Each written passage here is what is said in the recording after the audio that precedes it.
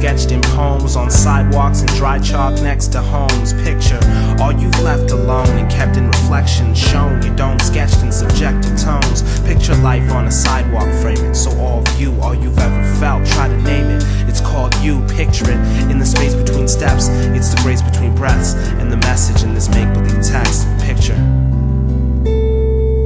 God exhaled, the moon shivered in a blue river, stardust fell through space, released and gave its peace to a man in his place beneath, graciously as he laid asleep, draped in sheets with his honest wife in the gold days of his old age. And on this nice August night, his soul raised, he saw this light, the calmest bright like Coldplay, was all yellow and in its gold rays he saw his plight as it showed him the youth that he forgot about, like how he blocked the spout on his house's hose and not let the water out. He thought it out and wondered how he remembered it all. How younger he'd enter the halls when summer surrendered to fall. Then he wondered, was his life through?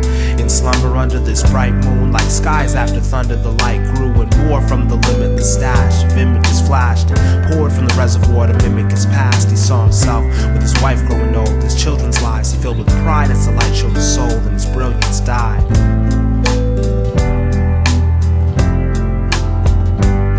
It was dead black in his eyes. A voice said that it was time, but he was steadfast in his mind. So he said back and replied, please, seeing my life like this, it made me think I could state succinctly everything life is. If you gave me ink, I could maybe print every speech and thought and release my plot on the streets I've walked with a piece of chalk to paint the sharpest image of a heart. Cause as much as art can mimic, nothing's as real as a life told from start to finish.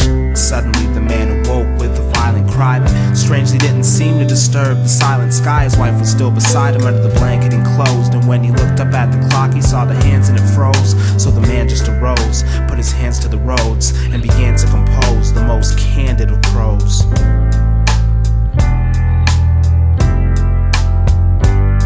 So he wrote every quote spoken and left every breath kept sketched in the next step of concrete. Then death crept and led him to his bed. As the sun began to rise, he titled his surprise the story of the man that died. Then his wife and the townsfolk awoke and were shocked, first by his passing, but then by what he wrote with his chalk. They got the roads blocked by a flock of postmen and cops. He rode from his lot to the edge of town close to the docks, where he used to watch the boats and often joke with his pops. His folks had not long ago passed in that boat with them walked. People came from everywhere, they read the story through for days. It wasn't nothing new or strange till they were moved and amazed. It wasn't the places he'd been or the people he'd met, it was the spaces between and the secrets he kept.